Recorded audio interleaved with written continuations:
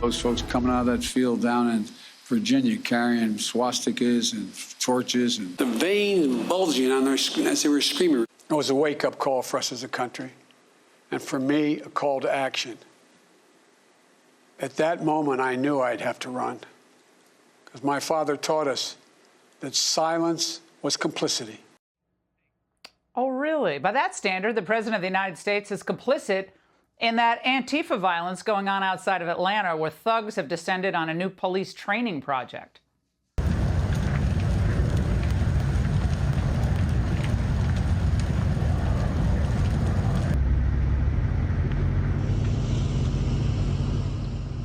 No, that wasn't Charlottesville. That was actually in Atlanta. Okay, this is domestic terrorism, which the Georgia Bureau of Investigation is charging these 23 individuals with. Only 2 of them, though, are actually from Georgia, with one being from Canada, another from France. And even more outrageous, yet kind of unsurprising, one of those charged is an attorney for the Southern Poverty Law Center, the group that proclaims its mission as rooting out extremism. Well, it employs those that engage in extremism. Now, given those facts, especially the interstate travel component, what the heck is the excuse for Biden and Garland not to move forward, at least discuss this? How about an indictment of these folks? Everyone wants to give credit to Biden for coming out against that D.C. City Council bill, like he's suddenly Mr. Tough Guy on crime. But his silence here reveals the real story. Joining us now is Stephen Miller, former senior advisor to President Trump and founder of America First Legal.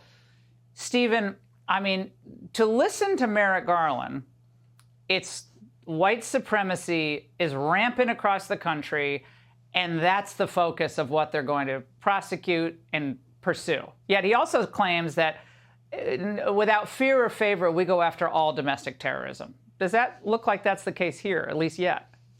No.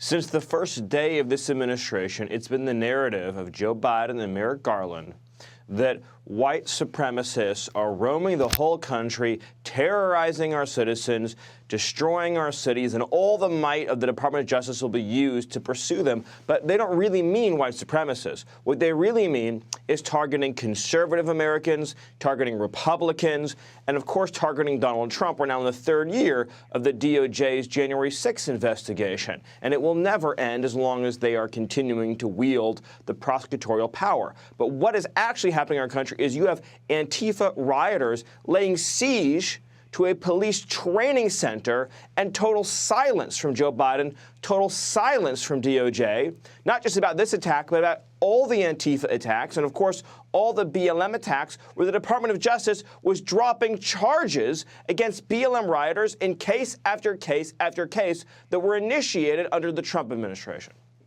Well, Karine Jean-Pierre was asked about this situation today. Watch this. Is the White House tracking this, and how worried is the White House about this? No, we have not been, I have not heard any discussions about this protest over the weekend, so we'd have to go back to the team and see where we are, where we're standing, and a response on that. Just, this is the first time I'm hearing about this protest over the weekend.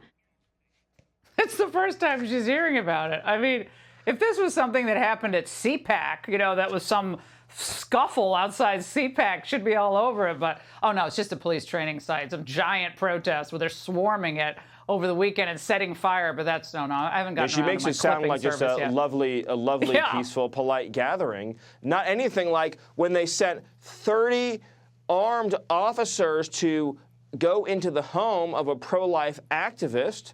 And we've seen this again and again, where the Department of Justice uses extraordinary force against conservative Americans or pro-life Americans, again, while Antifa is running free and running wild, not to mention the drug cartels and the gang members running absolutely amok in almost every major city in America. Yeah, our children, our teens are dying from fentanyl, and, you know, they're asleep at the switch. Stephen, thank you. Hey, Sean Hannity here. Hey, click here to subscribe to Fox News YouTube page and catch our hottest interviews and most compelling analysis. You will not get it anywhere else.